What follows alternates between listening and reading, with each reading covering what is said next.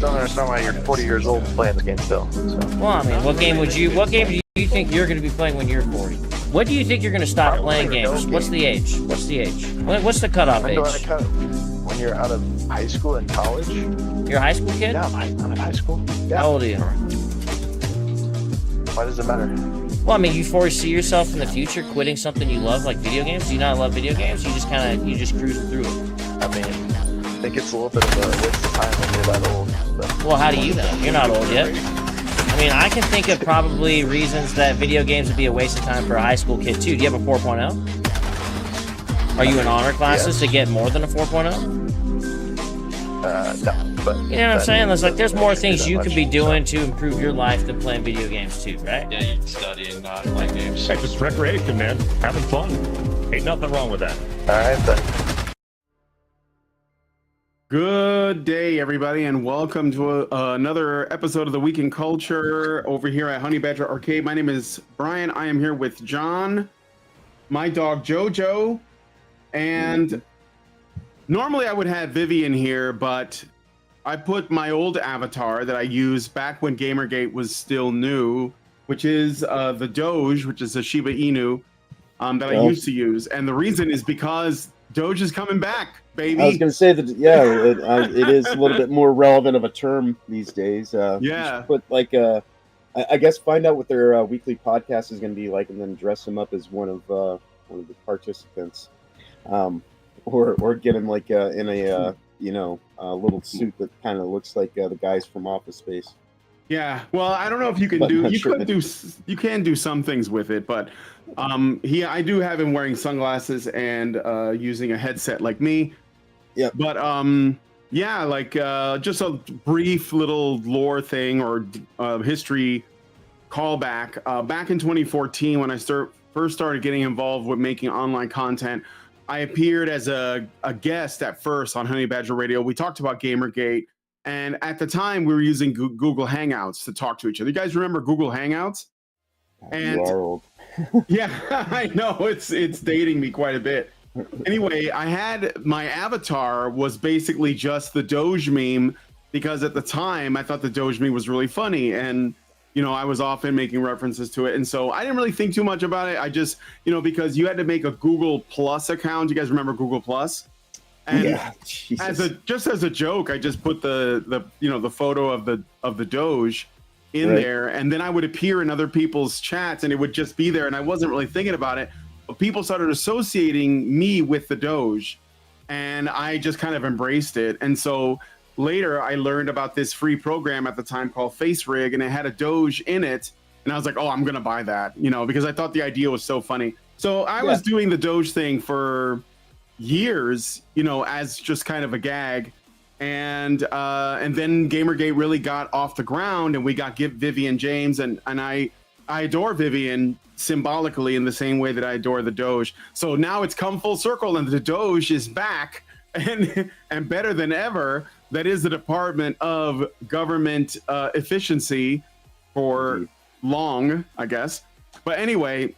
So there you go. That's the story of the Doge. And that's why I think I made an appearance. Well, I did. I know I made an appearance on Nerd Wars once. And I mentioned, because, they compared my Doge with Rags. And I said that I was doing it before Rags. And I'm not saying that as a boast or something like that. I even had Rags on my show. It's just a factual. Yeah, it's just a factual thing. But I had Rags on my show, and we were both like, I can find it on Honey Badger Radio. And it was just two dogs on the show. Two Shiba Inus. It was kind of funny. Two Shiba Inus, yeah. But anyway. Yeah, that's hilarious. Yeah. So, well, anyway, without wasting more time, that's why there's a Doge there. And you're going to see more of him, especially in the coming 4 years. You'll be able to fit in as a guest on Scooby Pup's show when it begins. She's going to have the Scooby Pup podcast. So what was it, like a furry thing? Because I'm not no, a furry. No. Scooby Pup is just her YouTube handle and whatnot, and she's been doing modding and whatnot for a while, and now she wants to do a show. So she's talked to me about helping her bring that to life. So I'm gonna be doing the back end stuff so that she can focus on just what she needs to focus on and whatnot. So, but different kind of dog, but you know, it still kind of relates to some degree. Well, there's a lot of dogs on here now. Now we have Doge and JoJo, who is an actual like meat space dog, who's curled up there on the bed. So, you know, give him a holler as well. But anyway, we got a packed show, and I can't be late because I'll remind you guys at the end, but I'm going to be appearing immediately after this show on another stream with the ItsBased Game Jam guys over on their X Space. And we're going to be streaming Star Wars Battlefront. I'm not going to be playing it. The guy I'm going to be partnering with will be, and I'm just going to be hanging out, probably talking about Star Wars. So if you guys want to join me for that, you know, maybe, you know, come check me out over on the Twitter space after this is over. I'll add a link to the description later. But I want to get into some of the news stories. Before we do that, though, John, how are you doing? Oh, you know, awesome. No complaints. Just working on watching a whole bunch of Doctor Who for tomorrow's story arc discussion. And I've got like a big theory that I'm working on. So I'm also just kind of watching it again for my own intents and purposes. So, and then other than that, constantly just working on Discord stuff, trying to fix the notification system so it doesn't scare people away or have it so they just shut them off. But other than that, you know, things are pretty straightforward. How's your weekend starting off? Well, like I said, so far so good. I think we're going to be doing a lot of winning, provided that everything, you know, goes without too much static. Of course, there will be static, and we're going to talk about some of that today.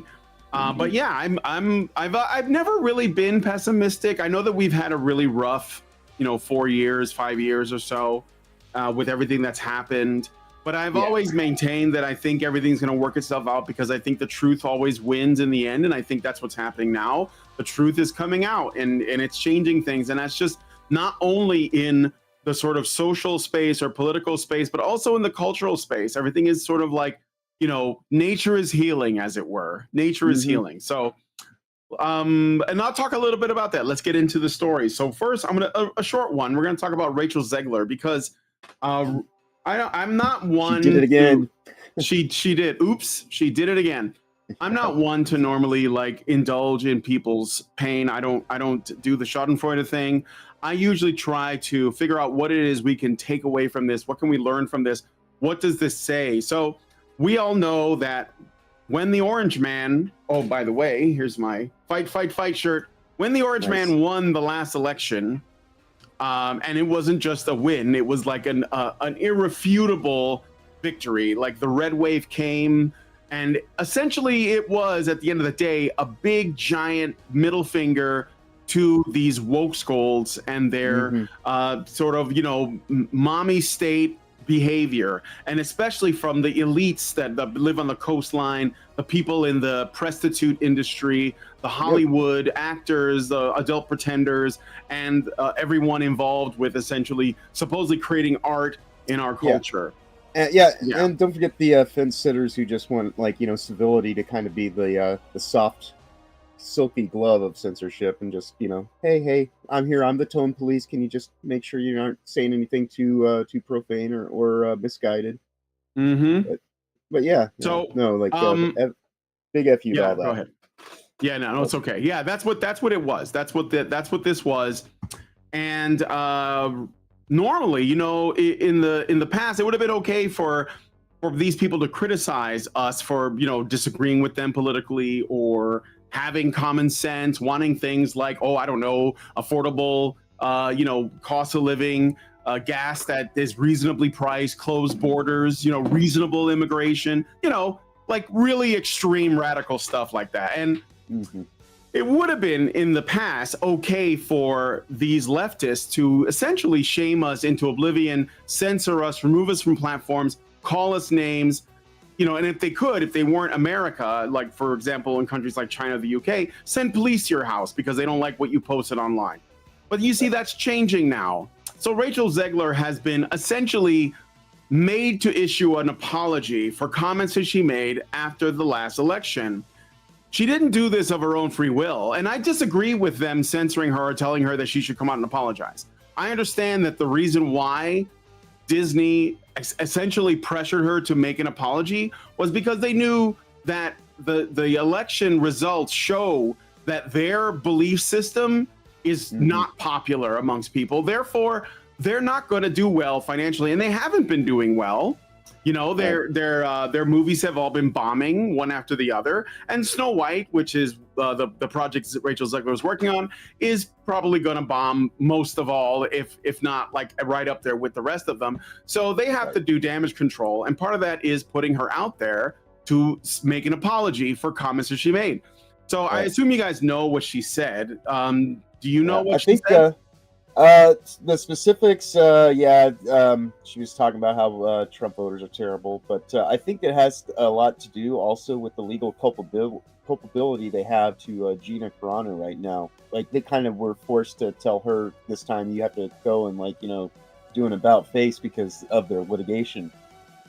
I mean, this is more damage control for Disney than it is her kind of. Oh, absolutely. And so the urging is probably because of their concerns about the legality of this other case. Otherwise, they hadn't said shit about her acting like this. This is far from the first time she said anything, you know, to this level or like. Oh yeah, and it's just a risk aversion move because of the lawsuit, is my guess. But you can go ahead and read it for anybody who doesn't. So Rachel Ziegler said in so many words. I wish that essentially that Trump supporters will never know peace. And that is to say that she is, you know, very upset. It's kind of a passive aggressive. And that's the thing we've been dealing with for so long is a lot of passive aggression. For example, I have a passive aggressive post right here. Volt Corporation says the 2020 election was not rigged. You're just trying to make Gamergate look retarded. I wouldn't be surprised if you were a spy or a plant. Well, okay. I mean, whatever you want to believe, you can believe, okay? I've been doing this for 10 years. I've been doing this before Gamergate was a thing. But you can go ahead and say that I'm fake. But I will say this. If you are making this claim, that this means you don't actually know what the data said, okay? Every election from back when, I think it was like the second Bush term, so George it was like Bush, 30-year. I think it was like a 30-year. A 30-year or 40-year time period. Every election had about the same number of votes for Democrats, which is about 69, 70 million until Joe Biden's term. So it's basically like, you know, and you can look this up, but if you don't believe me, well, I don't know what to tell you. You can just go ahead and live in your bubble. But I'm the one that's retarded. Okay, but anyway. The Gore, the 17 million voters that just happened 1 year at 3 a.m.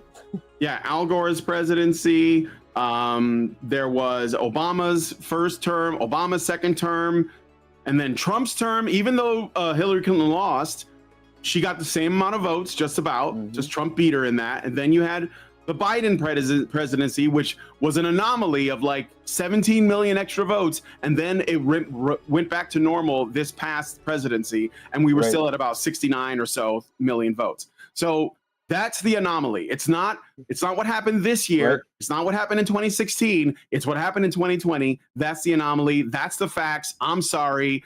Fucking cry about it. Cope and see. But anyway. And if for some reason those 17 million voters were actually attached to real voters, think about how much that says about how they tuned out to that degree when this is supposed to be the most important election in all of time and history and blah, blah, blah, blah, blah. Yeah, I don't think they tuned out. You know, I think everybody showed up. They'd have to like exist to like, you know, go out of phase, like to tune out like that. Yeah.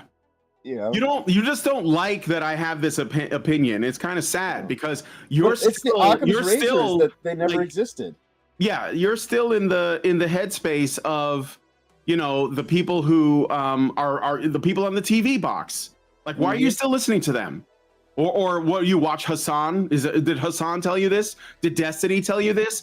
They're retards. I don't know if you know this. They're Where are those 17 million people? Where did they go? Yeah, where did they go? It was almost like they came out for one election and they never came out again. Yeah, like around 3 a.m., like, you know, in one mass ballot drop, it just kind of like, you know, even lefties on Reddit are saying this is a strange anomaly. Maybe they did. Maybe we did steal the election in 2020. Some, on, dude. Like, it's a very small percentage because, like, I've seen a lot of them like say the first part, like, you know, like that doesn't make much sense. And it's like, and why? Well, Because, and then they'll just take like the complete wrong message from it, and for arrest sure. it and say it's like connected to something else entirely. It's just, yeah, it's of course, it's pathetic. And you know, the other thing is, what I was going to say is, I mean that like the mainstream media even admitted it. They said, you know, we fortified the 2020 election, like they wrote about it. So yeah, anyway, I mean, we should move on. All their lockdown shit is, but I'm just saying, you know, you're in the bubble, and that's your mistake. So yeah. But okay, so let's see. Okay, so here's Rachel Ziegler's original statements. I find myself speechless in the midst of this, another 4 years of hatred leading us towards a world I do not want to live in, leading us towards a world that will be hard to raise my daughter in, leading us towards a world that will force her to have a baby she doesn't want, leading us towards a world that is fearful. We don't have to. I don't want to spend too much time replying to this, but I will say it's funny that she wants to vote for rights that she wants her daughter to use, but she's not going to use, like, because if she was going to use them, she wouldn't have a daughter because they would be aborted. But also you're living in a bubble because, again, you think that your view is so popular, so mainstream, that when you lost, you just couldn't conceive that there were people out here that actually like value normal, you know, common sense things, and you couldn't believe it. And so your brain is bent, and you have to conclude that it's because this many people hate me. But it's like, you know, you're not that important, Ms. Ziegler. When I see this, it makes me think two things, you know, immediately. Is number one, obviously the left can't meme for as long as it goes into all that. Look like a meme. It's like 3 paragraphs. Yeah, and you know, and also that, you know, like I kind of miss to some degree the happy joy feel good society of toxic positivity that is live laugh love, because it's like that's completely tone deaf and banal and just completely just like, you know, it's a test pattern of thought, but it's, you know, way better than this stupid bullshit, because it's like nobody cares at all. One degree ratchet, and I call her ratchet because, you know, she's always tightening up and, like, you know, just it's complete Karen behavior. And this woman is she's off. She's more. She says now that she says now though, she's like, well, I'm focusing on my Broadway career because she's already dried up the movie industry because of shit like this. It's not going to be. We're only going to have to suffer through her for like maybe another. They 5 always years. have an excuse. This is why they never learn. They'll always make excuses. Right, she's going to hit the wall, and the wall's going to hit her hard and fast, and nobody's going to. She's already pretty mid. Yeah, and that's what I mean. That's what I mean. She's already kind of like a her a personality just drops her way below. I mean, she's a low rent Zendaya, not saying something, you know. So, it's not going to be long for her with her outlook and perspective and the way that she kind of just conducts all of her business. So, I mean, even talking about her for much longer is kind of like giving her more relevance than she really deserves. Yeah, for sure.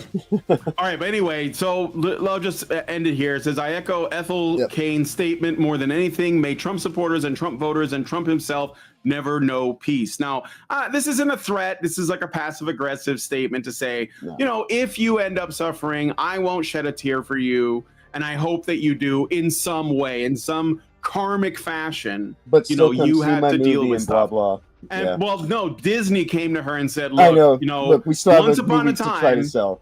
Like once upon a time, we would have allowed this to go, because but we kind agree of, with in a lawsuit you. With Gina Carano right now, we're going to lose big time if we don't tell you to go do this. Well, they're going to lose. They're going to lose money anyway. Like, like no one's going to watch this movie, but they are trying to save what little integrity, I mean, what little as much as possibility for profits they have.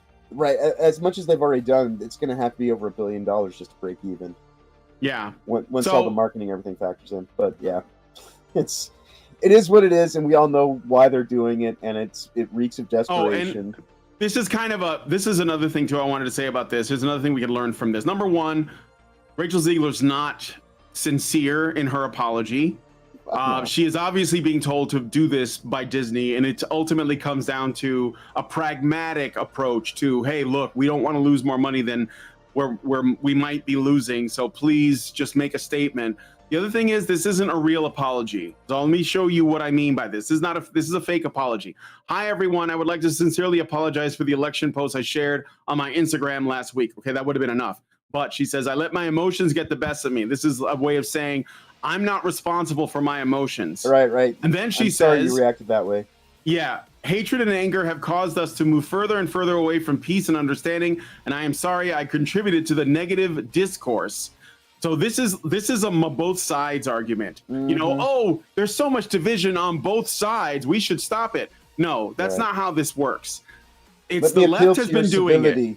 Give me the my, left does it. They're the initiators. They're the ones who basically say, don't, you know, go see your family on Thanksgiving if they voted for Trump. They're the ones that say, divorce your husband if you voted for Trump. They're the ones that say you should break up with your boyfriends. You should unfriend people. They are the ones who do that. Not me. I've never done that. Okay. Yeah, this is tribal culture that doesn't want to be dealing with the find out. They fucked around, but the find out is a little bit too much for them to bear. And the reason why is because they are convinced that they have all truth right on their side. They are certain that they have the truth on their side, and they are acting on it without considering that there is something outside of their knowledge. Well, because they have too much pride to do that. Right.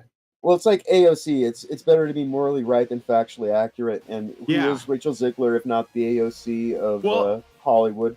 It's funny you should mention that, because AOC did almost the same thing. She made a statement like saying, "Oh, you know, I what people don't like isn't wokeness. What people don't like is fakeness." Right? And so she's saying, "Look, I know there's a lot of people out there." No. She's saying that she's the exception, though. See, that's another cop out. That's her projection, though. It is projection. It is. But the thing is, I think that she might be a true believer. But we can also hate wokeness or critical consciousness just as much as fake people. There's no difference. But you know, like ultimately, it's all garbage because wokeness is based in lies. Lies are fake, right? And they are both of those things are evil, because evil is when you are certain, you become evil or you tend to act in evil ways when you operate under the presumption that your knowledge is complete and that you are not open to other opinions. So if reality itself is your enemy because you ignore it and you want to sort of like speak something else into existence and then use that to operate, and that is evil because it's anti-real. Well, you know, AOC, I have reasons to both objectively and subjectively kind of find AOC distasteful, but because a lot of her shit is just projection noise that does everything she can to focus on other people rather than the shit that she probably only registers ever so slightly when she's looking in the mirror, trying not to see it when it's looking right back at her in her own two eyes. Yeah. So anyway, just want to let you know, this is what we learned from this, okay? Apology is fake. Disney just wants to make money. She's doing too much damage to their brand. And actually, it's not. I don't even blame Rachel Ziegler. She is what she is. She was probably a product of the system too.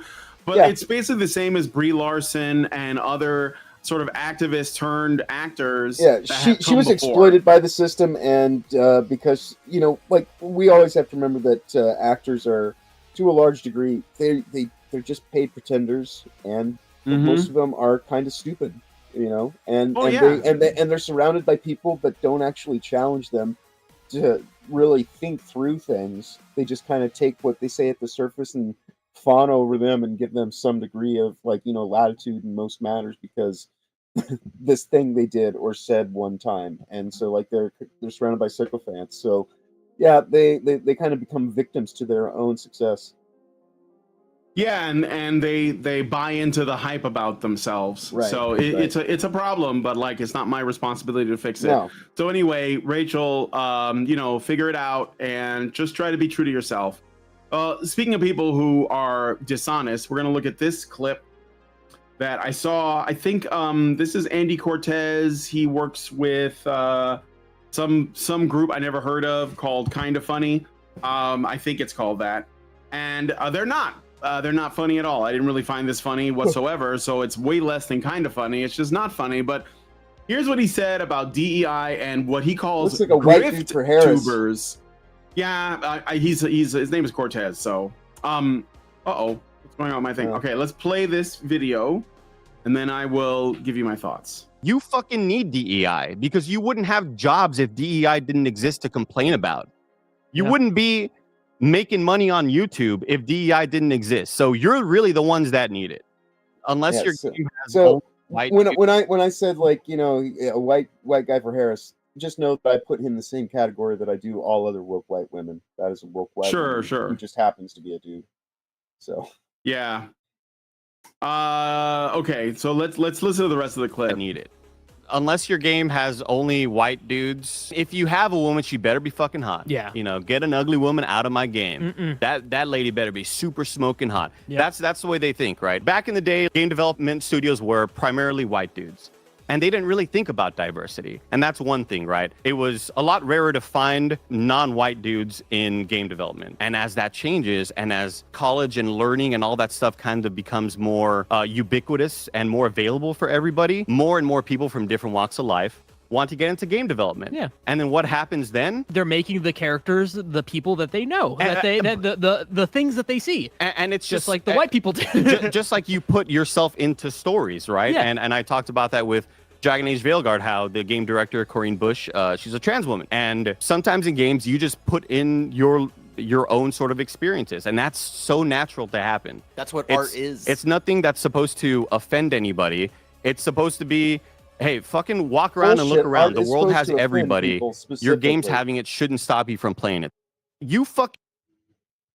All right. Art does all sorts of things, and offense is one of them. And a lot of this DEI, ESG, bridge work bullshit is meant to be offensive in a very passive-aggressive kind of risk-averse manner, but still they are trying to burn it all down and completely set up a whole new social order.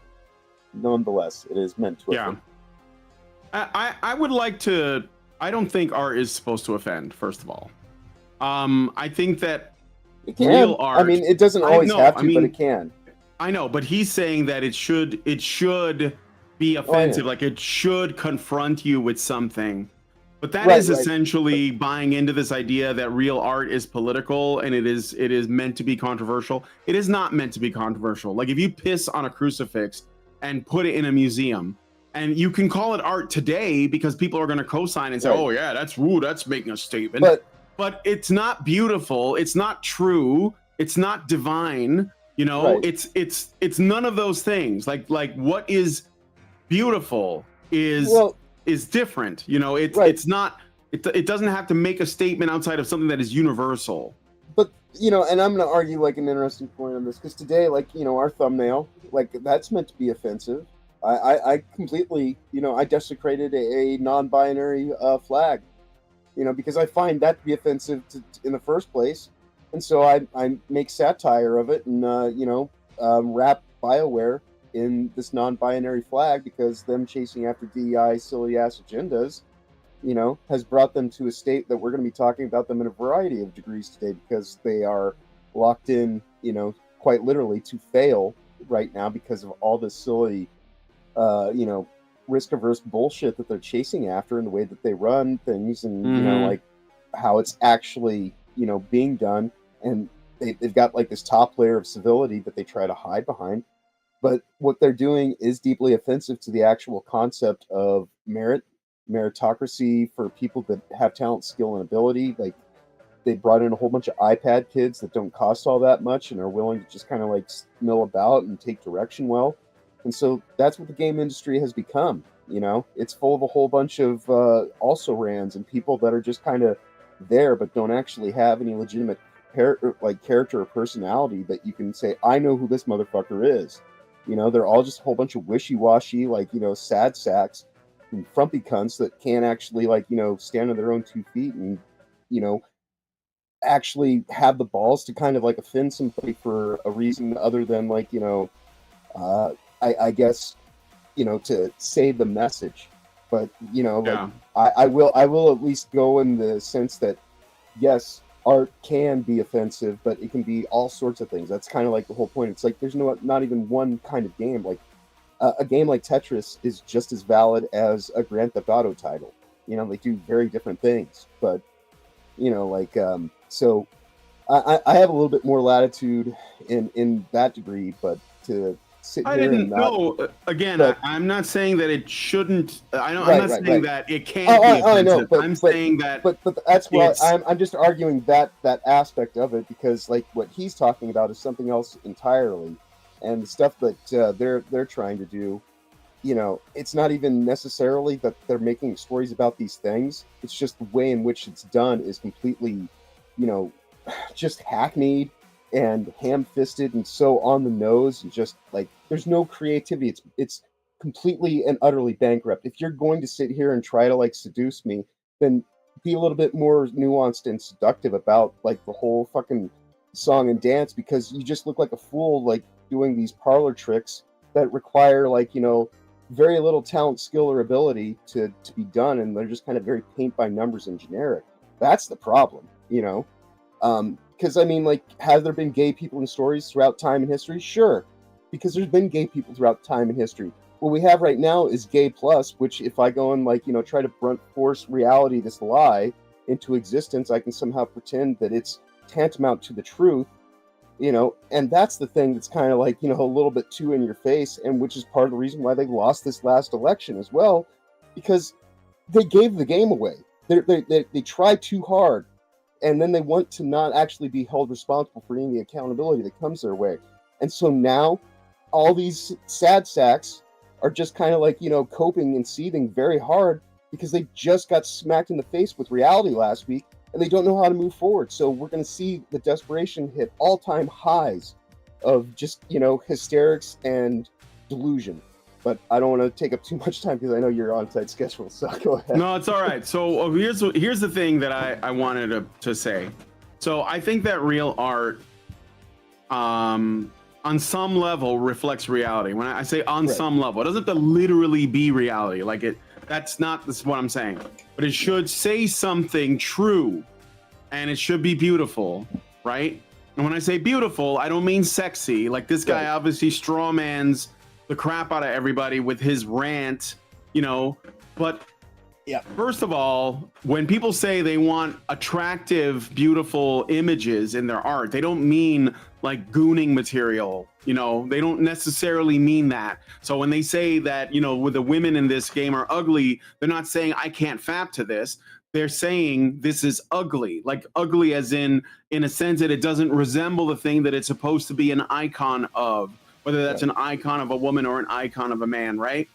And so that's one thing that you're getting wrong right off the bat, Mr. Andy Cortez. And look, I'm not mad at you. I just think that you're ignorant and misled. And you also don't really understand what art is. I think that you think that, again, you have been conditioned to believe that art is a political statement at all times, and that it only reflects reality after reality has been altered to fit that new mission. So let me give you an example.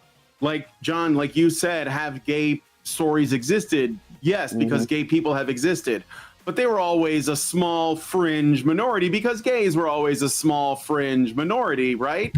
But the thing is that if you recreate, and this is what they have done, they have created a top-down authoritative message that says trans people, non-binary people, agender people, demi-girls, demi-boys, and all these other made-up queer theory concepts.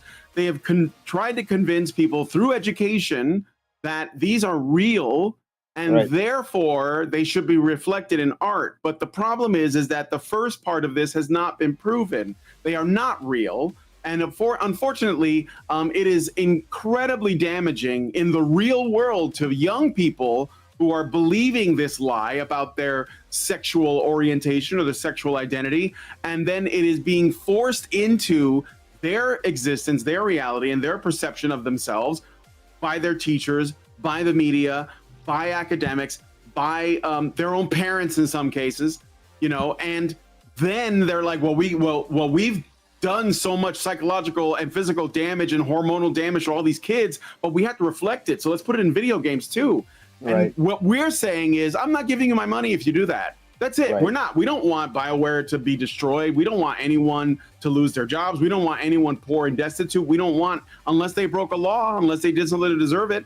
All we're saying is we're not going to give you any of our money, and this is why we're not giving you our money, and this is what's upsetting him, and that's why I said, you know, Andy Cortez, you're probably not going to see this video, but if you want to come on here and talk to me about it like a fucking adult, I will let you on, and we'll have a discussion, because frankly, I am a consumer. I can do whatever I want with my money, and people who decide not to spend their money on a product, that's their prerogative. You can't shame us into doing it. And the thing is too, is that in another part of this rant, he said, why aren't you going after, you know, people for doing microtransactions or day one DLC or other kind of, you know, exploitative things that game developers do? And the answer is, will we do? But the thing is that when we call those things out, you guys don't have a problem with that because you love that. That's safe. You know, it's safe to say these companies are overcharging for their games, or these companies are putting day one DLC, or they're doing, you know, pay to win things like the Assassin's Creed. They're going to have apparently like season things going on. I don't even fucking know for Assassin's Creed Shadows, and people are like, yeah, I'm not going to buy that. Yeah, you guys will criticize that. And you'll say we should also be, but we are criticizing that. But the problem is not that we're choosing what to criticize and not criticize, because you're clearly wrong about that. The problem is that we are criticizing things that you think should not be criticized, like putting LGBTQ politics in the game, or racial politics in the game, or whatever modern day bullshit you want to put in the game. And we're saying, well, yeah, we don't like those things, and we don't like the microtransactions and the sort of exploitative practices.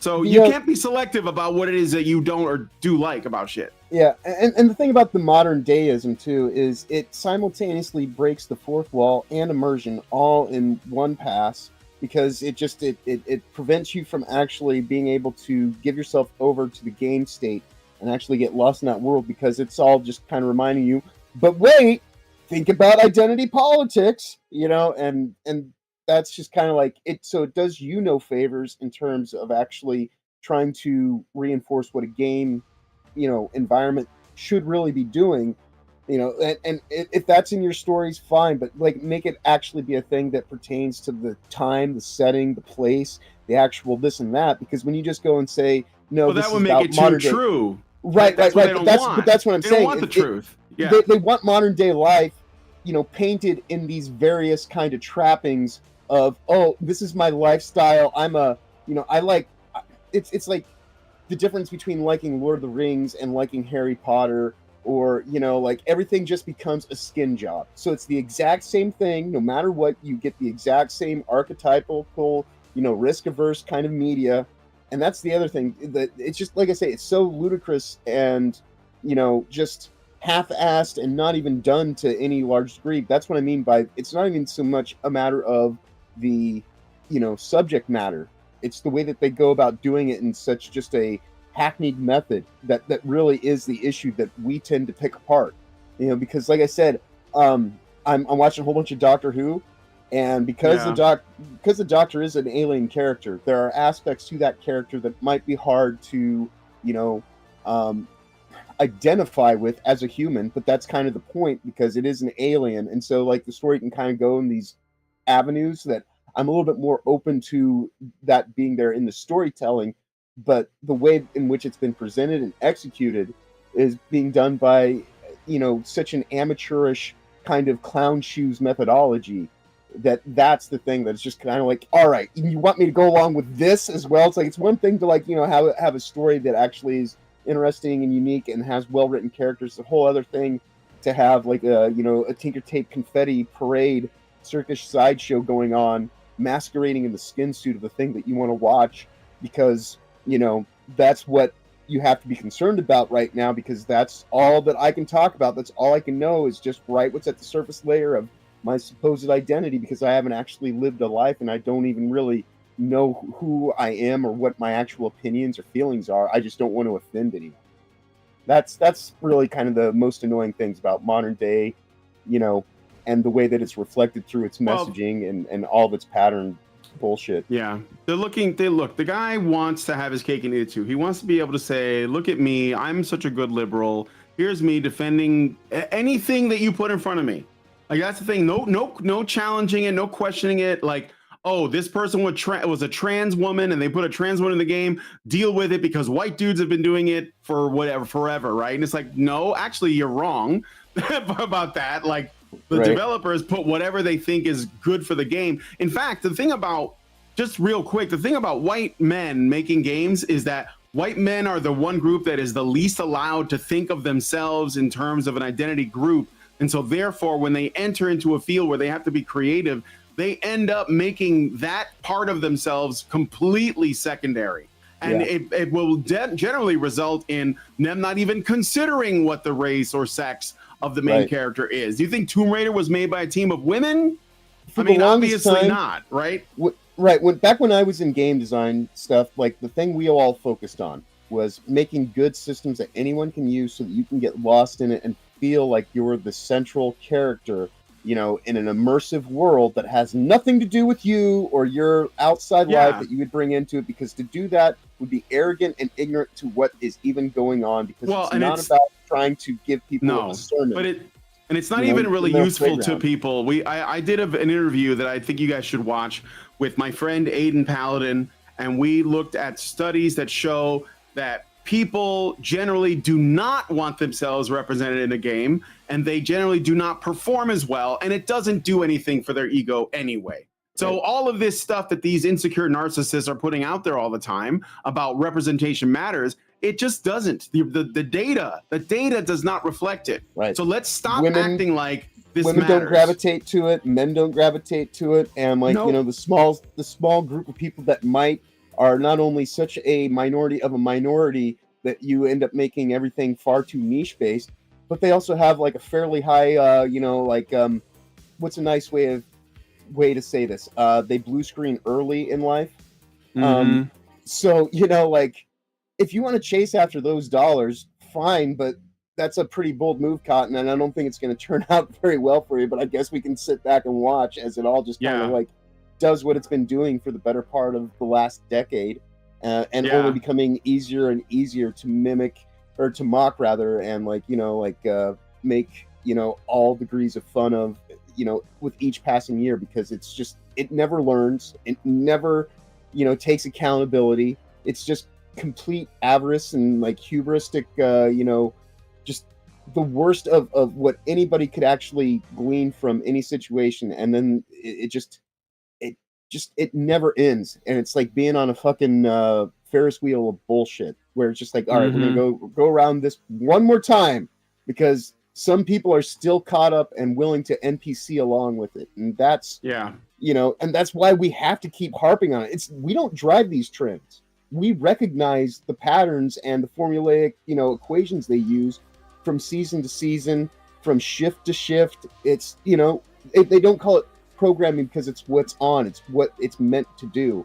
And so when we respond to it to kind of break people from that enchantment, you know, that's why there's pushback, because we're actually getting through, and reality is far more, you know, likely to actually resonate with people in today's clown world than any of this fucking bullshit messaging that they're trying to do to get everybody to go along with the cognitive dissonance and the noise to, you know, keep up the charade. And it's just, they can't, you know, which is why they're getting so bent out of shape about every little aspect of it now, because it's so, you know, tried and true for what used to work no longer works anymore. And yet they're not going to change because it still works on some people. So maybe, just maybe, we can get it to, you know, rope everybody back in again. We just close off enough systems and make it impossible for, like, you know, because, like, you know, like the whole idea of the First Amendment, you and I and everybody else on YouTube, we're the media now. The mainstream, that's just a relic that vestigially is connected to us. But I know we should probably keep moving forward, since we got to move on. Okay, that's all right. So let us know what you guys think about this one in the comments. This is from a post from Grummz. We're gonna move on to this next thing. The Game Awards, I believe they're announcing the nominees on Monday, which is the day after tomorrow. I don't watch them anyway, but they are fun to like lampoon, and I'm sure we'll do a show on them next week. But Grummz made a post about this, and I think he's probably right. He says the Game Awards is rigged from the start. 90% of the vote is from a voting jury. Guess who is on that jury? Pride, a web mag that doesn't even focus on games and exists solely to push activism. I wonder why they are on the panel. Storytelling is an act of resistance. I also have an article here from I think it was like somebody that was a member of Assassin's Creed, the executive producer, who said that, and I mean, he literally said this. He said, video games can change the world by changing people. This is telling you that, what we're experiencing from the AAA industry and also from the very bottom, like indie industry, is a lot of woke activism disguised as gaming. And we should be aware of that. We should be aware of that so we can avoid it. Well, award ceremony industry at this point in time is just, like it's a whole cross section of marketing, because it encapsulates aspects of public relations and human relations. You get to shake down, people for like money, like we did the one story on the gaming awards, which this is exactly like, just not as gay openly, but it is still pretty gay. Like all award shows. These things simply are what they are. They mask the idea that they're there to try to like promote all this stupid bullshit. But when you have games like Dustborn and the Veil Guard in your luminaries that are actually going to get looked at this year, and then stuff like Stellar Blade is kept off the list and things like that. Yeah, no, it's just, again, this is one more way of them tipping their hand early, or, trying to egg the recipe too hard, or however you want to say it. But their tells are everywhere. And it's far too open and shameless to not just point to it now and just say, look how sad and pathetic this is. And so their only response to it, rather than to actually, take those spears that are getting chucked their way and just kind of have thick skin and try to live through it, is to shut down the messaging boards and all this kind of stuff surrounding it, so they can just have the illusion of, well, nobody is actively criticizing me in a way that you can see, and since that's not happening in the way that I advertise it, since all this really is more marketing and advertising, well, then the gaming award that I represent must be valid, which is just more pomp and circumstance and bullshit posturing.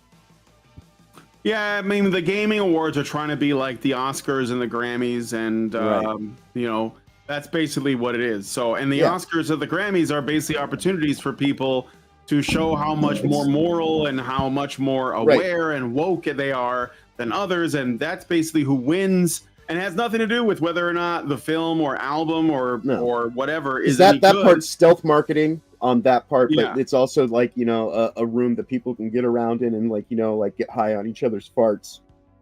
That's they're organically vegan sourced. I guess I don't know how many platitudes I can stuff into this turducken of. Well, I guess it's a vegetarian meat turducken of bullshit that they all just kind of get high on their own arrogance and ignorance in one room together. But yeah, we're not going to be able to really say anything more about this than we said in that one episode where we completely went into the gaming awards. But this falls right in line with it. If you want to know how we really feel about these things, I'd say go back and watch that episode, because it gets into it. Yeah, exactly. And so Grummz went through and basically said what I figured. The people involved are all woke. IGN, said the Stellar Blade is killing women. NPR is oh my god. NPR is the worst. I don't know, what are they even doing here? Kind of funny. We already went through Andy Cortez's comments that we're targeted at everybody, but I guess specifically Smash JT. PC Gamer is woke as fuck. And none of them really represent gamers. And I'm waiting to see they represent special interest groups and other marketing firms, and it's all just stealth marketing. Yeah, for sure. So we'll see what their nominees are going to be on Monday. I don't even want to get into predictions. It's probably going to be shit, and that's all you need to know. So let us move on to the next thing. So Assassin's Creed executive producer Mark Alexis Cote says video games can change the world by changing people. So basically telling you that's what this is. Ubisoft cannot take this back. No. Obviously they're on track to, probably a catastrophic failure with this game. But what were we gonna say? Well, it's just this has been the culture at Ubisoft for quite some time. Like, I've done my research on them going back decades. They've been infiltrated by the money, by the powers that be, to the highest degrees of what anybody think it could be. Yes, that's exactly what it is. And so their own internal messaging and everything that they do is built around concepts like, climate change, ESG, DEI, bridge building, kind of, all that kind of whatnot. So obviously, like their NPC talking points and things like that are all built around it as well. So, the idea of we need people to change and go along with this. And, because it's more, I guess it's, if they are seductive or nuanced and sophisticated about anything, is to some degree the way that they try to tell the audience that, well, you're the one who is to blame, and you're the one who needs to make the effort to just go along with what it is that I'm putting in front of you, and just change your tastes, because we're the taste makers. But nobody's going for this shit. It doesn't matter how they try to spin it. No, but we know now that this is what they're doing. So we already know Assassin's Creed Shadows is plagued with controversy because of obvious creative choices that were really bad. On top of that, we have this guy saying that, the point of video games apparently is to change the world by changing people. Everyone's looking for their grand heroic narrative, and that is his. But also, I don't know if you know, but during the Q&A portion of the interview, he also revealed that many of the people working at Ubisoft on the Assassin's Creed game have no experience with the franchise. One of the things I've noticed since the pandemic is that we have a lot of juniors in our teams. Probably half the team that's building Assassin's Creed is building a game for the first time. So they don't know, he continued, even though they're playing the game right now and they think it's the worst thing they've ever seen, it's going to be good. We're going to get there. He elaborated. Right. I've been there. I remember my first time in Assassin's Creed. Like, it was July and the game was shipping on October 1st. And I was like, there's no way this thing ends up shipping. 91 on Metacritic. Oh, okay, this is good. So I was wrong because it's not good until it is. So he's coping, but he's kind of preparing people. This might be shit, but guys, just trust us. We'll get there. Yeah, it's got an Assassin's Creed logo on it. It can't be that bad, right? Yeah. Right? Yeah. It's coming out on February 14th, which is not only Valentine's Day, but also Black History Month. So you're not allowed to criticize it, you bigot. Right, exactly. We did our whole insurance marketing right here. We've risk-averse the hell out of it. So is it really that bad? Is it us who's culturally insensitive because we don't really know the difference between Chinese culture and Japanese culture, and maybe using war monuments as things that we just use as like a place to do kick flips and wall grabs and all this silly bullshit, and we're just gonna work out on them, yeah, that's not insensitive. No, we're above and beyond all that. It's you people who are profane and misogynistic and the patriarchy. Why don't you just do better? Yeah, this is silly bullshit. These clowns never change, though. Like I say, their internal stuff is built around the idea.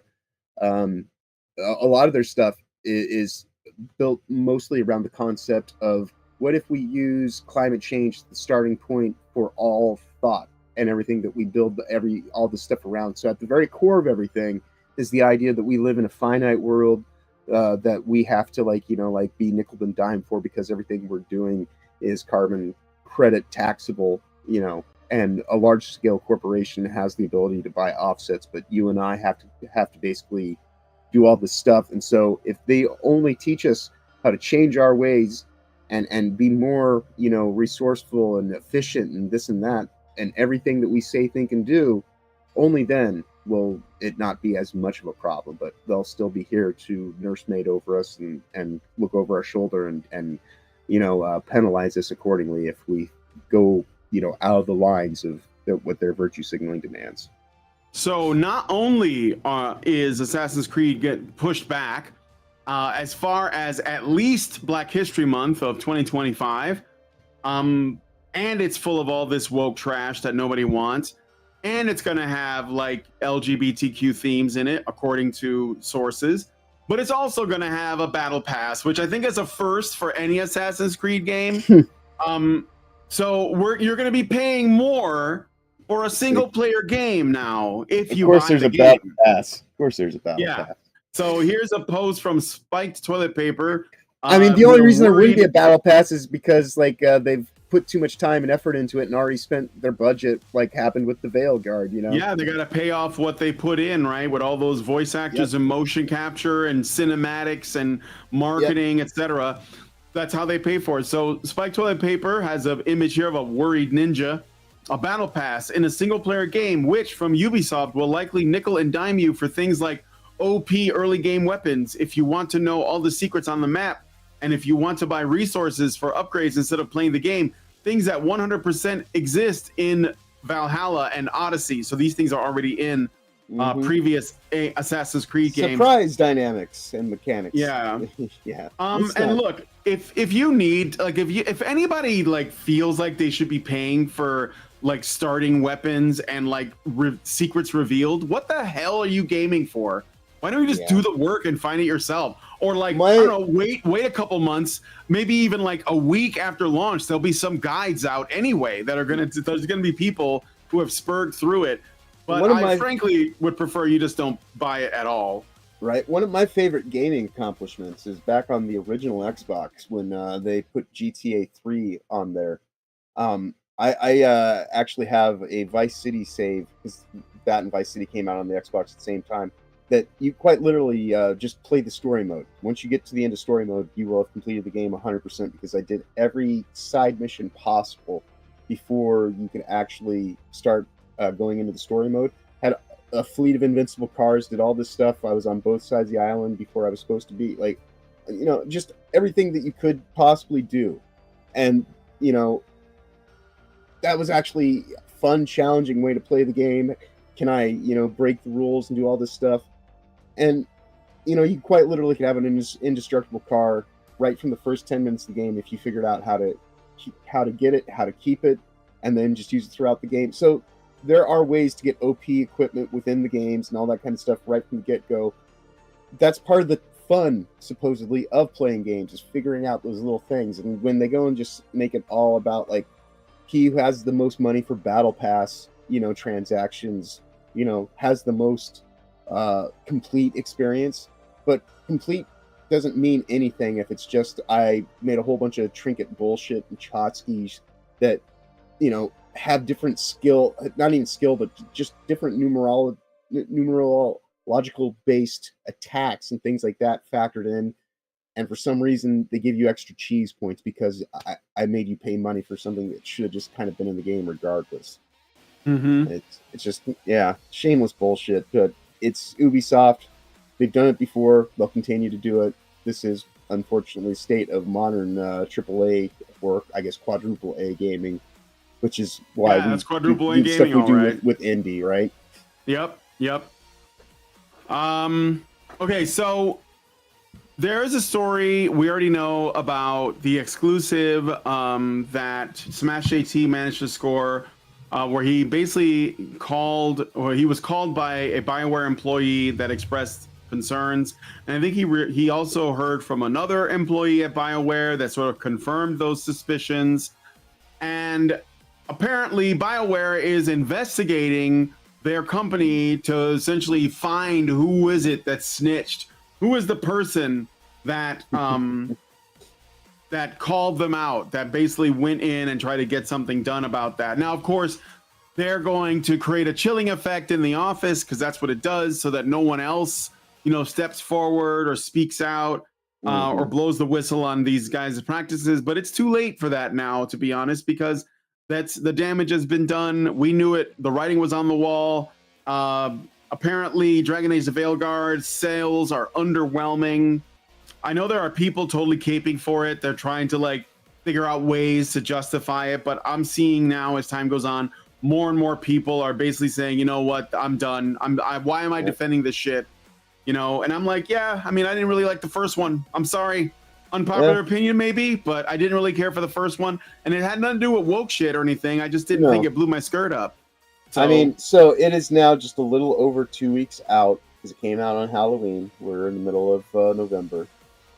It still hasn't even sold 1 million copies yet, and it's actually lost quite a few of the sales, like around 30% of the sales that it's made since it started. So, yeah, not going so well.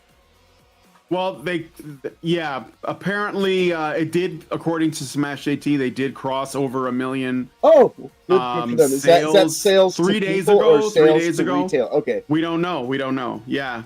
It's all the definitely it depends on If how that's you just define their internal sales. numbers, yeah, those could be sales to, Best Buy and the like.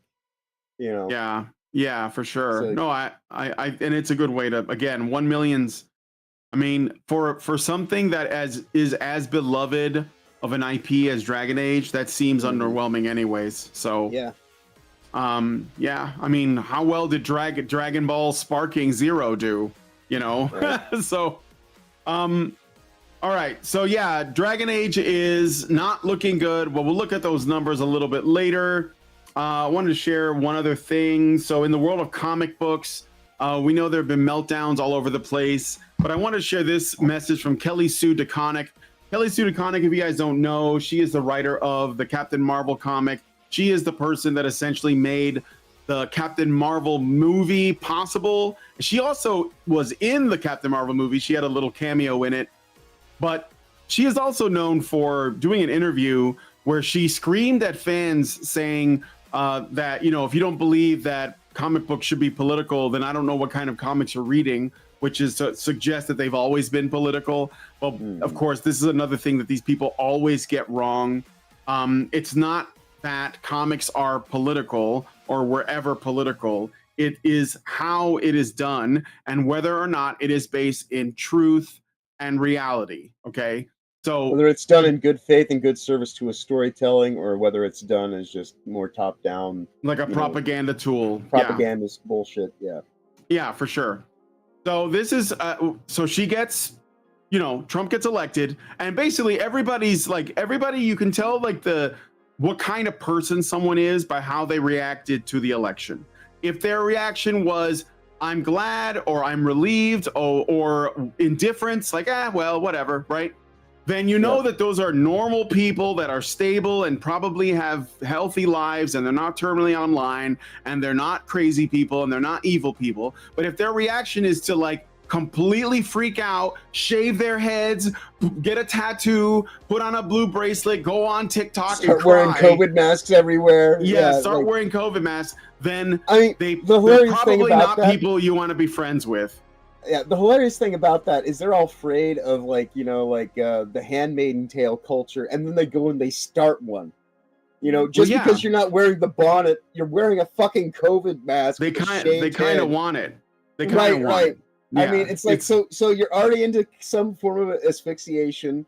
You're already into wearing some kind of silly head garb and looking like a mental patient. So you're wearing some kind of gown, and then you've got a silly ass, Marge Simpson chunky blue pearl bracelet. So you're evidently into other oh, spank me daddy kind of bullshit. It is weird projection, and it's coming through in the most strange kind of funhouse mirror sort of way. It's hilarious. Anyway, so let's see. So here's her tweet. She says, message from my friend Sigrid this morning. She's sharing a friend of hers. And she says, our job now, our entire fucking job is to stay the fuck alive. Despair is an ally of fascism. Do not do their work for them. When people want you dead, every day you live is pissing in their coffee. Do it. Stay alive out of spite, if for no other reason. Our second job, take care of each other. That's each other here. Our other friends and family, our communities, and also random strangers. Our third job is to resist. This will take many forms. Please remember that any group needs tanks, DPS, healers, and support. Wow, get off the internet. Find the role you can play and put your efforts where they are most suitable. These people are unhinged, guys. Unhinged. How do you really feel? Don't sugarcoat it. I really want to know. What are your thoughts, Kelly? She is a sick puppy, dude. So, and again, these people, if they're this unwell, okay, then they probably shouldn't be creating art because The only thing more annoying than a Mary Sue is a Kelly Sue. Kelly Sue DeConnick, yeah, I get it. The thing is that like I said, okay, if you live in a world that isn't the real world, then you can't possibly make art because you're not reflecting reality. You're reflecting the mirror basically, because these people construct their own reality. And then they that's why they believe that we're going to live in a fascist dictatorship for 4 years. While the rest of us are like just going about our business, living a life and hoping that, you know, Trump will like do things like apply Doge and like shrink the government a little bit. I mean, if you guys have not heard all the insane shit that our taxpayer dollars go towards, like shrimps on treadmills, you know, like to test the shrimp's heart rate, or putting, I think it's like giving, well, like Fauci, giving porcupines cocaine. Yeah, I mean, Fauci did all of his time, like, you know, kind of just hurting animals in general, like beagles. Like, hey, let's give like a whole bunch of like, you know, like viruses to a beagle, see what happens, because I'm weird and strange like that. Yeah, no, like we pay for all sorts of insanity, but this, you know, Kelly, if you just look at her, like, you know, that picture says so much. Because like she really thinks that by having like that auburn red hair dye that's all too, you know, fake and just fourth wall breaking in its own right is going to somehow mask her frumpy cunt face, you know, to make us like not see her for the,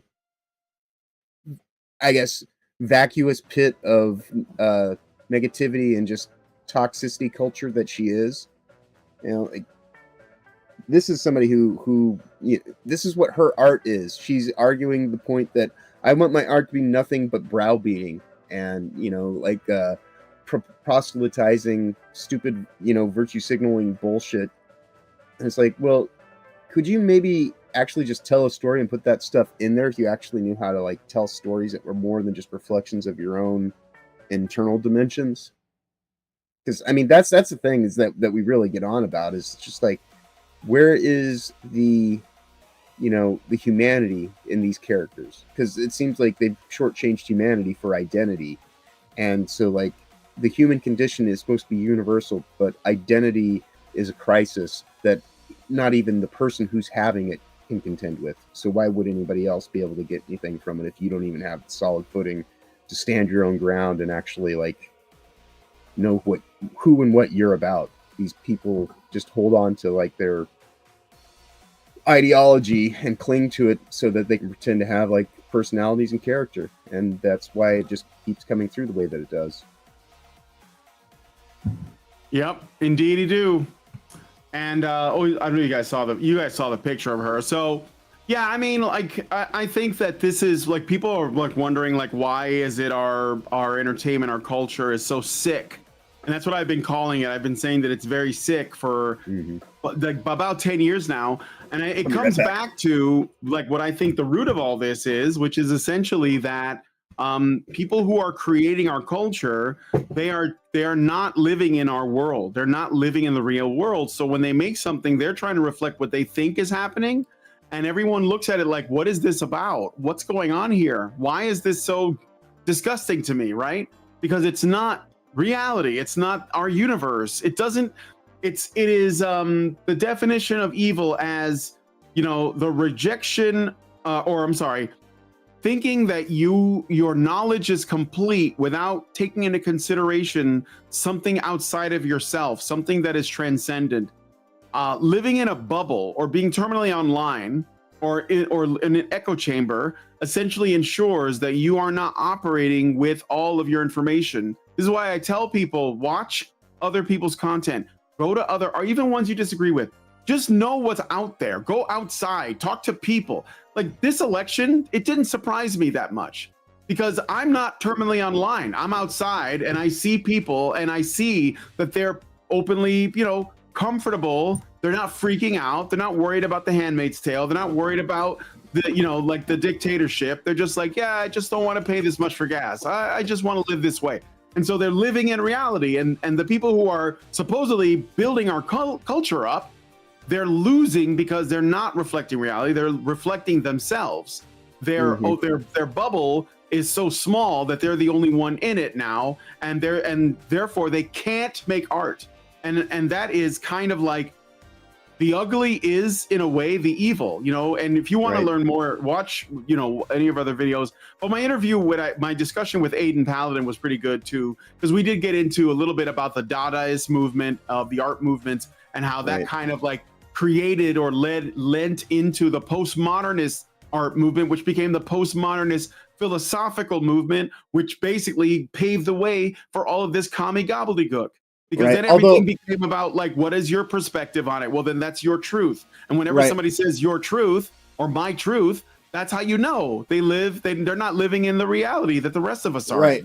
Well, see, that's what I would say though, is not only the only thing that I would kind of change on it is that it's not really, and when you think about it, and just in terms of the word and its many different ways that it can be perceived, it's not so much that they're even reflective. They're more reflexive than reflective, because a lot of the things they do require no thought.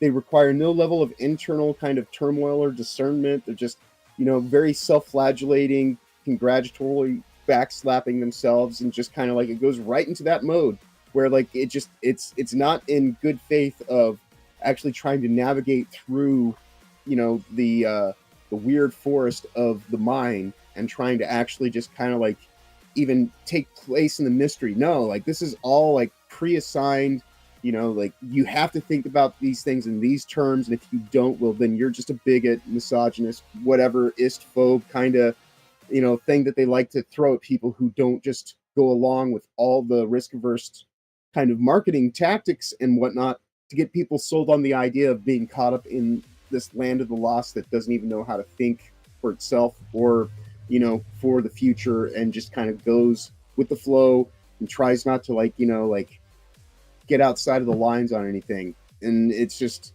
and so like, that's what I mean. Like it is reflective in the sense that, you know, it's a dark mirror of projection that they put out, but I don't think that it's actually reflective, and there's no accountability or any kind of internal, you know, assessments happening in any of this kind of stuff. It's all just, they go in with their moral authority kind of mindset, myopically assuming to just be correct right from the get-go, and then the arrogance and ignorance are just, you know, baked right into every decision from there, where it's just kind of like they know better, so they're just going to do it that way, and not, you know. Yeah. All right, well, let us know what you guys think about that one in the comments. We're gonna move on. So we got this. I wanted to look at some trailers, and then we'll do some cake after that. So indeed, but that's mostly it for the news stuff. I mean, these are all things that we already knew. Master Goa says they are literally grooming through entertainment to create their kind, because people aren't born like them. They have to create more people like them somehow. Yeah, because they don't reproduce like normal people. They have to do it this way. Right, They use and entertainment they are towards that end. Yeah. Right, and they do dabble in aspects of dark magic, so they have to use familiars. You know, in this case, that's why they use intellectual property brands that people already have some nostalgia attachment to, so that they don't have to do all that work trying to actually make something that entices you into it. They just assume that you're already a captured audience, and then that way you'll just more easily go along with all this, you know, propagating of the messaging and whatnot. And so they very much, that is the whole purpose as to why they use pre-established, you know, things, because we see what happens when they try to like make something from the ground up. They spend nearly $1 billion, and then 2 weeks in, they have to fold up shop and like, you know, that's it. I mean, that's what Concord was. And that's, you know, like the biggest shining example of a flopbuster that has ever existed in any form of media, I would say. But that's what they get when they actually said, oh, we're going to make something for our audience for once. And we're like, all right, let's see what happens here. So if they it's like that which way Western man kind of meme decision. Are you going to do this thing that is so utterly, fantastically failure, you know, like assured a failure, that it's going to be like, how brilliant and dynamically can you fail on a large scale in front of everyone? Or are you going to go and take something that people actually have expectations and like, you know, some goodwill built up with, and then just try to like, you know, compromise it to the point that they don't notice when you actually start to corrupt it? and that's where we're at. Is like the corruption has gone way too far, way too hard, and now like people see through it, because now once that revelation happens, people start to pick apart every other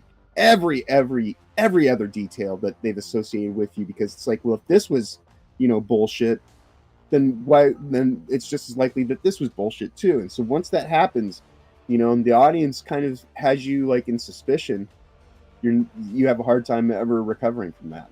Yeah, it's a house of cards because you built it on lies. Yep. So, maybe just tell the truth and deal with it. All right, so let's get into this trailer. I wanted to react to this Captain America Brave New World trailer. No, I have no interest in watching it anyway, but I thought I would react to it regardless. Right. I think that, and this is like the thing I'll say about this, okay? I really liked Sam Wilson's character in the Captain America movies. And I still Falcon's great. Tend to like Anthony Mackie as an actor, okay? I don't know if he's like said some stupid shit online. I guarantee they probably did. Even people who I generally like as actors are gonna open their mouth and say something, boneheaded about politics, and that's fine. I'm but sure I say shit all the time myself. In fact, I know. Yeah, I don't care that they do. But I think that this franchise is failing him, unfortunately. I thought the Falcon character was great. I think that like, what is it? Captain America Winter Soldier was, it's probably my favorite Marvel movie. And it was actually the one I anticipated liking the least, only because I never liked them bringing Bucky back to life. I always thought that was cringe. And I still do. I still think that he should have stayed dead, because I think the problem with these stories is that they keep bringing people back to life when they should stay dead, and sometimes they should stay dead, and sometimes maybe you make it to where they disappear for a while or something like that. I'm glad RDJ got his big fat paycheck before we see what comes of his legacy. Yeah, because I mean, like what he did for his coming back, I'm glad he made all of his money on the front end, because he's not gonna like make a shitload on the back end. No, this is I mean, now we're basically on a sinking ship, and I think this movie coming out is going to be evidence of that. So here's my problem. Their Avengers for Harris ad campaign completely ruined any kind of interest I have in the Avengers whatsoever going. Oh, absolutely. It was cringe too. Yeah. But so the thing about what they did with Sam Wilson was, in the old movies, he was basically Steve Rogers' buddy. And that was exactly what it was like in the comics, and he was there to help him. And he wasn't a sidekick. Everyone wanted to say he was a sidekick. No. He was his own man, and he was just helping him out. And there's nothing wrong with being a sidekick, by the way. Storyline about that in the early '80s, about how he wasn't anybody's, like hand-me-downs, and I'm Falcon. How dare you try to? The Falcon is its own character. Like exactly. It was its own. There was no. It's the very first actual black comic book character of like any major distinction. Isn't that enough? Isn't that enough? At least one of the first. I think maybe Black Panther was the first, but I know what you're saying. Right. But because there, like I say, there was like a whole storyline specifically about like, I am this. Let me be the thing that I am. Don't sit here and try to put this fucking mantle shit on me or anything like that. Like I said, I liked, and the thing is, there was a wasted opportunity too. But the problem is this, okay? You had Sam Wilson. He was very likable. He was a say like a good balancing factor to Captain America's more like straight-laced, strong moral compass type. And you needed both of them. They did well together. That's what I liked about it. Okay. When he became Captain America, and I watched that show. What was it called? Falcon and Winter Soldier or something. I tried to watch it, and the thing is, the Falcon was different. Sam Wilson was not the same guy. All of a sudden, he was very morose. He was becoming like woke. He was aware of shit going on. Things in the plot made no sense. Like him and his sister were trying to like start a business, and they had no money, and they were struggling. And I was like, wait a minute. In and of itself is such bullshit. And like these fucking BIPOC grant money. Did you guys save the world? No, but not just that. But I mean, didn't you guys save the world? Didn't you weren't you good friends with like a fucking billionaire? I'm sure it doesn't make sense. Right. I'm sure someone would allow you to have whatever kind of funding you need just to say you're a client, and you can do commercial work to get initial funding. Right? Hi, I'm a guy who helped save the world from Thanos. Yeah. Come No, I know, buy it my doesn't- shitty fucking product. He wasn't know? written the same way after that. He Yeah, became no. like like a school marm, wagging his finger at the white people. And I was just like, don't care.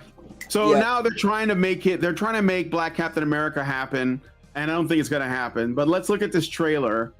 I'm gonna have to pause it for Disney because they're gonna be super crazy about this. So every 30 seconds we'll pause and then say something.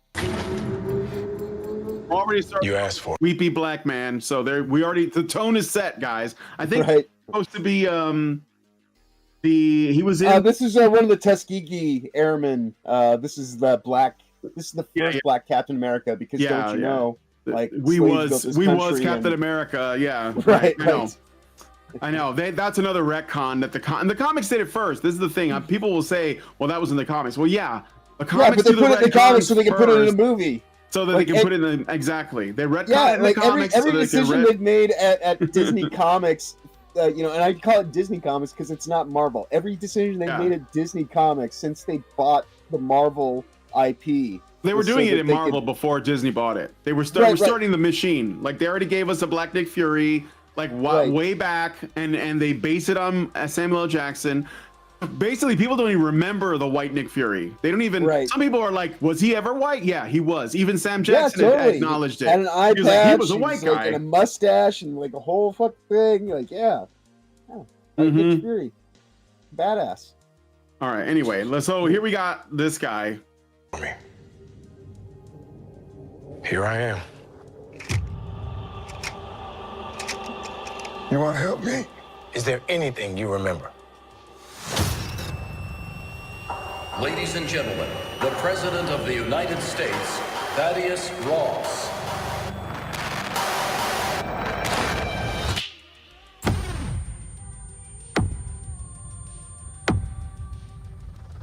So they set him up, guys, I guess. So apparently a black man tried to kill the president, and it was a setup by somebody else. I mean, not a terrible plot, like the, Manchurian Candidate type stuff. But I have a feeling that, well, we'll see how it lands. I have a feeling, though.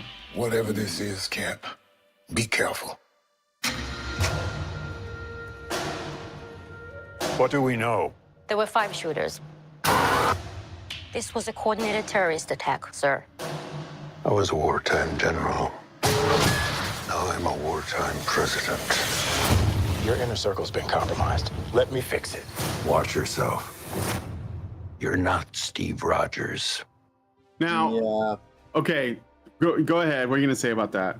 Well, I was gonna say, like, this whole thing is just, U.S. agent. Quite honestly, for as much as they want to sit here and think, oh, well, you people need to understand U.S. agent is a villain, blah blah blah blah blah. No, like this is what, like, if you're gonna be doing Captain America movies, just move on from it. Have U.S. agent. Falcon should be Falcon. This is just more doubling down on dumb ideas that are not going to pan out for him. Because I literally am sitting here trying to watch this trailer, and I just can't be asked to care. Like there is no way it's going to happen. I have no. I don't care either. But I want to point out what's happening here, though. So by all means. They're setting this up, okay? So like, people are rightfully annoyed that Captain America made the decisions he made at the end of whatever it was, Endgame, where he like goes back in time, stays with Peggy, and grows old. And some people defend that, but I don't think those people understand why it annoys the people that grew up with it. Not just because we want to see, Captain America fight more bad guys, but because it's not in his character to be selfish and do that. What would have made sense would be for him to accept what has happened and continue to persevere in the life that he has as it exists and not go back in time. But because he did, that was the first mistake. The second one was that he gave his shield to Sam instead of Bucky. And that was another thing, because Bucky and Cap were friends for much longer than Sam and Cap were. Plus, Bucky is legitimately, like, at least somewhat of a super soldier. So it just made more sense. But they couldn't do that because Bucky is a white guy, so they had to change it. So that's like 2 strikes, okay? And people were like, well, this doesn't make sense, of course. And they were like, look, this is just like the Miles Morales thing. Miles Morales is not Spider-Man. Miles Morales is Miles Morales. Sam Wilson is not Captain America. Sam Wilson is the Falcon. That's how he will always be seen. And even the people who made these movies have to compromise on that. And this has everything to do with, again, what is the truth? What is a universal truth that we hold versus what is something that is being forced on us? And when they make this trailer, they're trying really hard to justify him being Captain America. And one of the ways they do it is they have the president, Thaddeus Ross, here played by, why am I forgetting his name? Harrison Ford. Indiana Jones, Harrison Ford. Indiana Jones, Harrison Ford is saying, you're not Steve Rogers. This line is absolutely crucial because this is the studio telling you, the viewers, that this man is making the claim that you have made. So I'm going to call it right now. He's the villain. That's how I know. First of all, he's a white guy. Second of all, he's the president. So, and third of all, they show him he's Thaddeus Ross, who is kind of a foil to Hulk. He's a big red man by the end of it. You know? And he turns into the red man, not the orange man, but the red man.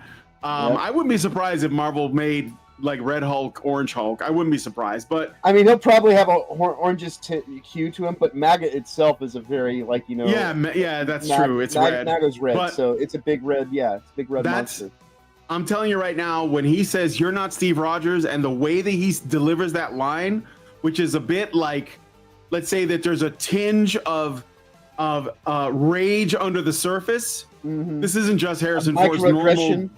Yeah, it's aggressive. Let's listen again. Okay, listen again. Because when this is important, because what he says, this is in the trailer. They chose this to be in the trailer, and they chose this line, and they want you to know that he is going to own the chuds, which basically the president, played by Harrison Ford, is a chud. He's the CEO of chuds.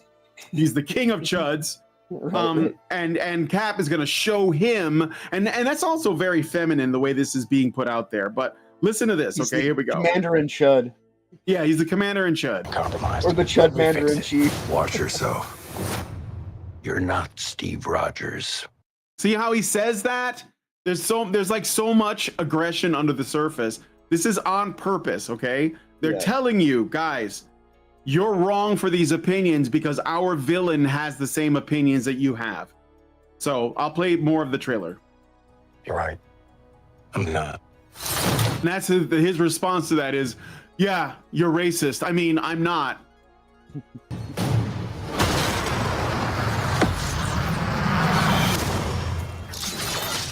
Wait for it.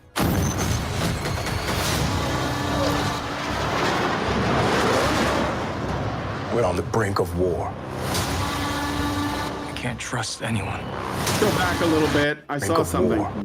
So here, who's this over here to the left of Captain America? Who's that? Somebody else wearing like Marvel armor, which who knows what that means. I don't know. Is that supposed to be a U.S. agent? Do you think they would have? No. They would not have U.S. agent in here. No, because I can tell. I guarantee it. Just based on looking at it, that's another black character. I just don't know who it is. Yeah, maybe a new one. I was gonna say, maybe it's a new one. And if they had U.S. agent, who's going to be in the Thunderbolts instead? But if they had U.S. agents in here, the thing would happen is that everybody would get more because there's more people interested in him in Thunderbolts, which is also a shitty movie. Somehow the Thunderbolts looks worse than this. I mean, it somehow looks worse. This is trying to be like, they're trying to like get that same somehow worse, but also more interesting in the sense that like at least like it's like, oh, maybe they'll do something in like how like with the Thunderbolts is going to be is basically going to be a bargain bin Suicide Squad, which is a bargain bin Guardians of the Galaxy. It's basically twice removed bargain bin shit.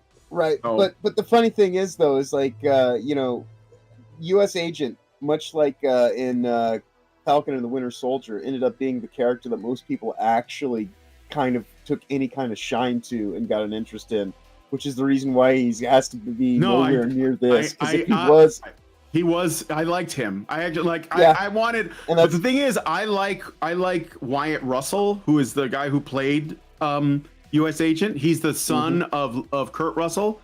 I don't know if you knew that. If you guys knew that. But the guy who played U.S. Agent is Wyatt Russell, who's the son of Kurt Russell. And I saw him in a pretty good movie. It was like a World War II film with zombies.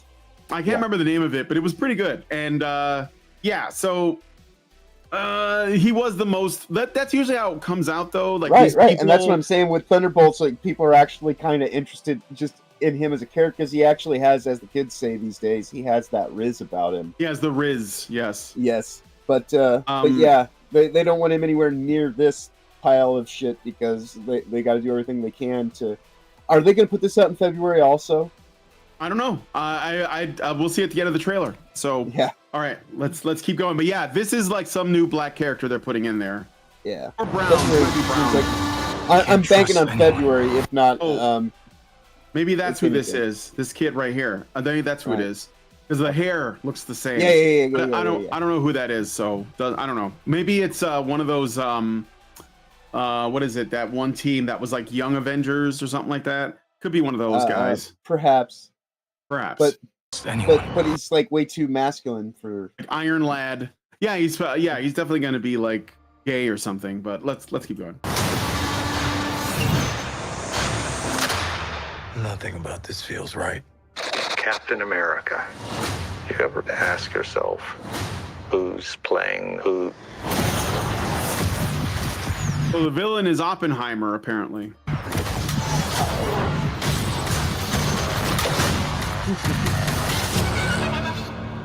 Someone's been pulling the strings on everything. You're under arrest?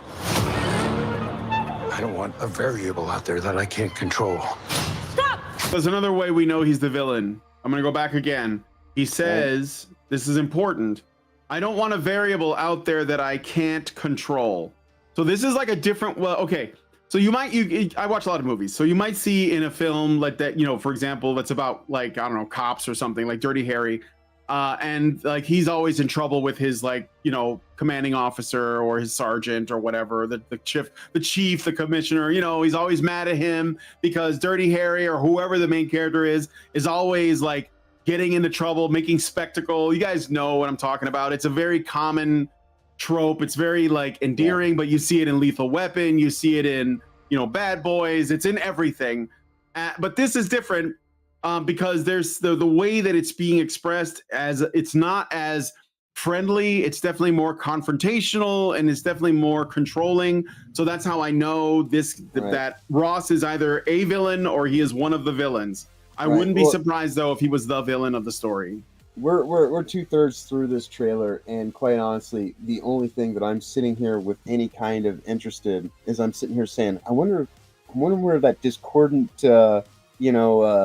sounding horn. What kind of weird jazz is this that I'm hearing in the background? Like I'm more interested in like the sound of an out of tune horn that's being played. Oh yeah. Than I am what's going on in this actual trailer, because I'm just like, I wonder where I could find that music. Yeah. Control. Stop! Captain America. Out of tune horn. Without his wings. Oh yeah, the most overused actor in all of everything. Fucking Giancarlo Esposito. They put him in everything, and they think that it's just like, we need a, he's the new Idris Elba, guys. Yeah. Like, we need a black guy in this. Anybody got Giancarlo Esposito's number? Let's put him in the movie. Like, it's just, dude, do you ever say no to a role? Like, I'll do it. I mean, I get it. It's work. I get it. Right. I don't like I say, I'm just sitting here just thinking to myself, I just want to see this trailer with all the actors cut out of it, like emoting and anything like that. Just give me the horns. Just give me the brass section. Yeah. And I'll listen to like this discordant, fucked up new wave jazz. But this movie, complete and utter shit. Oh yeah, for sure. His wings. You like to play dress up and blindly execute the state's orders. Don't say I didn't warn you. What if this is a trap? You don't even know what this is. Wait, who the hell was that running on the walls? Yeah, I know. That was probably not the Scarab. Let me just see. Let me just see. Her name is. It's like some Iranian character, or and blindly execute the state's orders. Don't say I didn't. Don't want to mix those up. They don't really show you who that is. Every Marvel trailer, but all actors are replaced with Esposito. Sabra. Her name is or was the Sabra, and I don't know if they'll change it because of the very direct connections to Zionism and Israeli kind of. Sabra was an Israeli superhero, very old, from the 70s.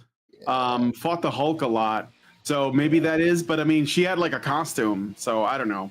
With a big, I know she's supposed to be in here somewhere, but there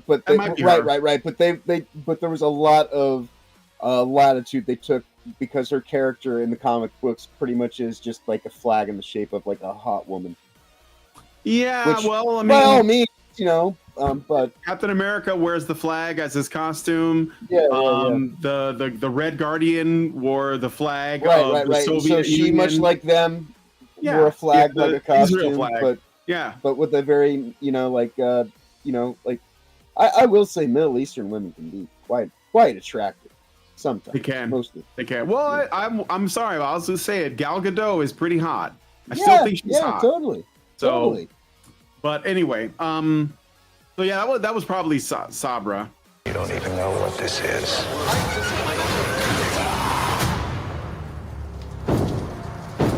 Since when were they red?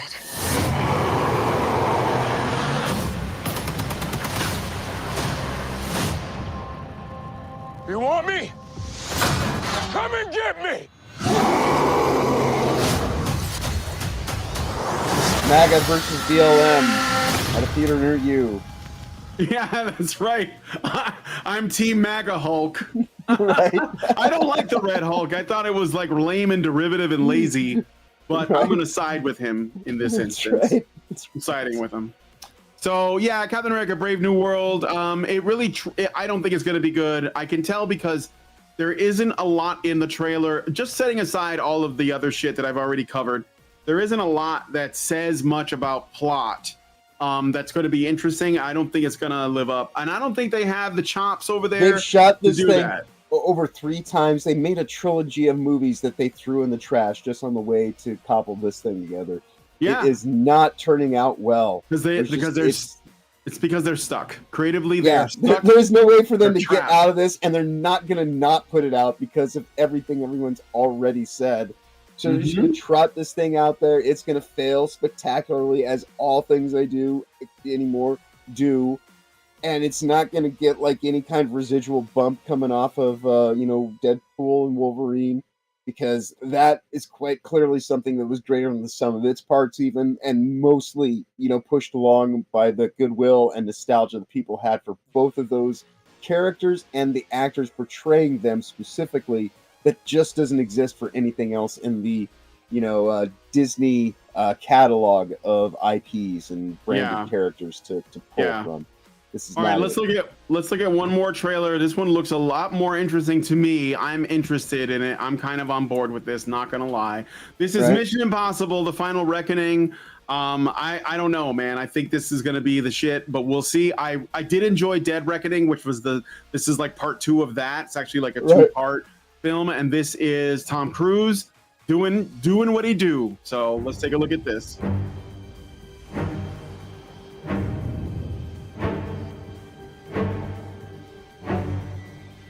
Our lives are not defined by any one action.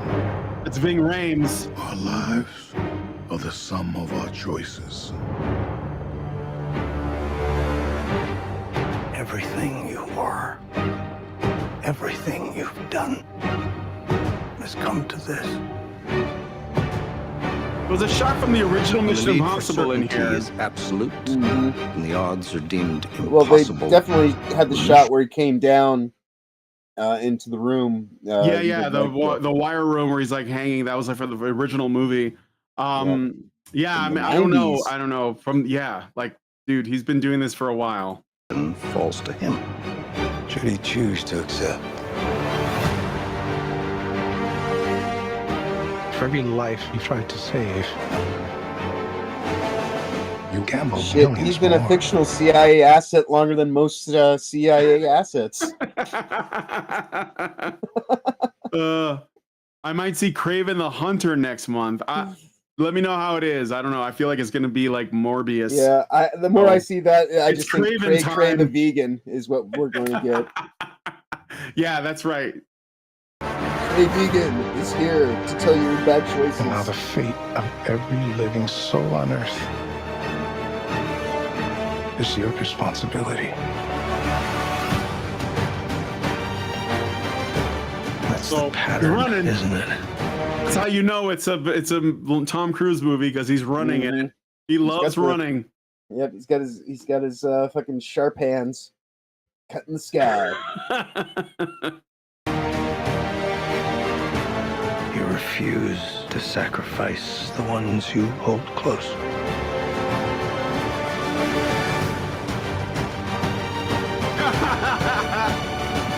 It's a big Tom Cruise stunt in this movie that everyone wants to see. This isn't the one where he went to space, right? That was the last one. So he's hanging from a plane where he does. Yeah. I thought one of them he went into space. Dude, I don't remember. Or maybe that's not a Mission Impossible one, but I could have swore there was going to be one where he's going to be doing like a spacewalk. I don't know. Maybe that's Cocktail. I never saw Cocktail, so maybe that's The Color of Money. No, it's supposed to be something newer, but yeah, you know how determined he is to actually do the stunt himself. I think. Oh yeah, but you know what? At least somebody's doing. Yeah. He knows what we want. See, this guy's been doing this since the '80s. He knows that in the '80s there was an expectation. People wanted thrills. He wanted to deliver thrills. They want the characters to be larger than life, not the actors. Yeah, when he drove a motorcycle off a cliff. When he like hung from the side of a plane, when he like, jumped onto a helicopter, he did that. I mean, yeah, sure. He had all this, wires and stuff. He was climbing that building, that fucking skyscraper. The actor was enigmatic so that they could inhabit the roles of the characters they play and bring more life to them that you actually could see and kind of interact with and kind of get nuance about than supposedly the actor themselves. Now, he did have a little bit of time for a moment where he danced around and jumped on a couch and maybe like got a little too heavy-handed about his weird religion. But everybody generally that has religion has a weird religion by one, metric or another. Yeah, some seeming more strange and paywalled than others, but that's neither here nor there. That being said, Tom Cruise never shoved that down anybody's throat. Right. That was his thing. And these people are shoving that down other people's throats. Right. And on top of that, he was if anything, he doesn't want people to know about his crazy religion. Right. The less you know about it, the better. The other thing is that he was right about some stuff. He was talking about and we're putting fluoride and shit and all this other shit.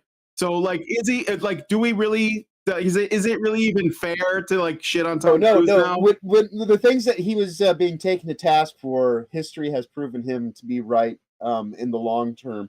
So it is one of those things too, where given even if he does have the weird, crazy religion, like I said, he generally doesn't want people to know about it. So he is far more interested in maintaining some degree of privacy and actual let a star be a star and let the movie speak for itself. And you may hear from me once a year where I say some stupid shit for 5 minutes and, some pointless award show that nobody gives two fucks about. But for the most part, that's all it was. Not one of these people who has a blog and a this and a that. And you're just kind of all right, dude, isn't your life good enough that you can just shut the fuck up and enjoy it when you're not pretending to be someone else for money? Just how hard is your, But yeah, no, I will at least agree. Yes, Tom Cruise and many of the things that he was going on about were actually things that ultimately proved to actually be legit.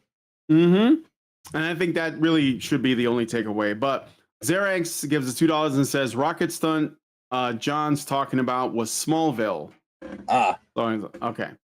So anyway, thank you for the super chat, Xerax. Let's finish the trailer. It's been on the right side, brother. I have no regrets. Neither should you.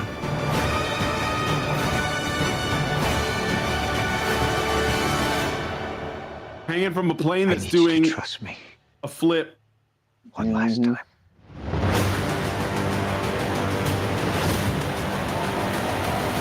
Yeah, I'm kind of feeling this. I'm ready to go to the movies. Like, I don't go to the movies anymore. I used to go all the time. I will go for this. I think this could be pretty good. I hope. I mean, they've ever really failed me. Like, I've enjoyed all of the Mission Impossible movies, even the worst one, which is obviously Mission Impossible 2, directed by John Woo.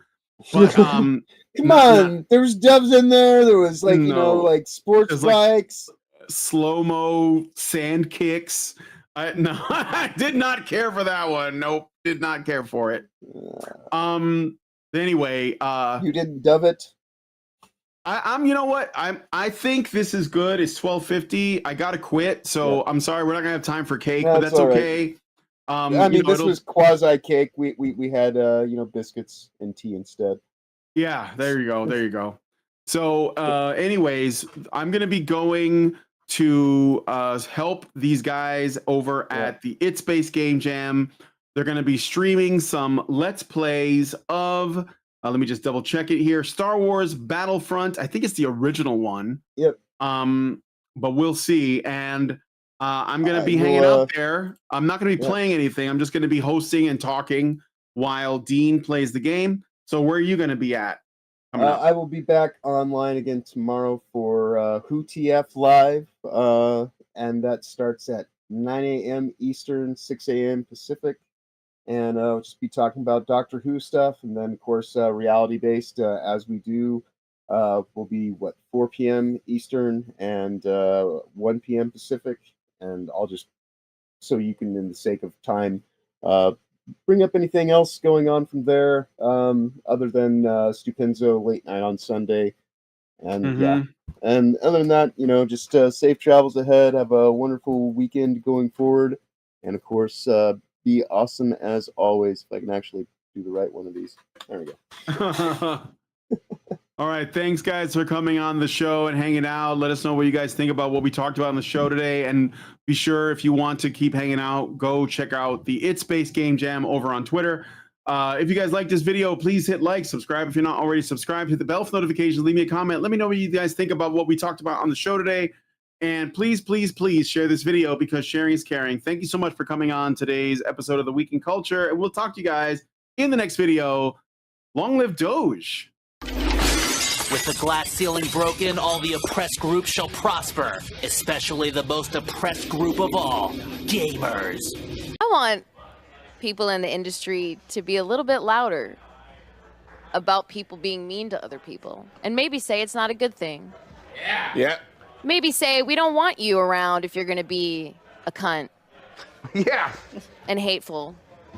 And that the games industry is diverse naturally. Not because anyone's making them be diverse. Because the world is diverse, you stupid motherfucker. And if you have a problem with that, come fight me. Physically. Bitch. Has anyone taken you up on that yet? No, because they're all pussies. Yep. Down here, salt is a way of life. Obviously, the environment down here is all salt. The ceiling's salt, the floor is salt, the walls are salt, and to an extent, the air is salt. And you breathe that in, and you can constantly taste the salt.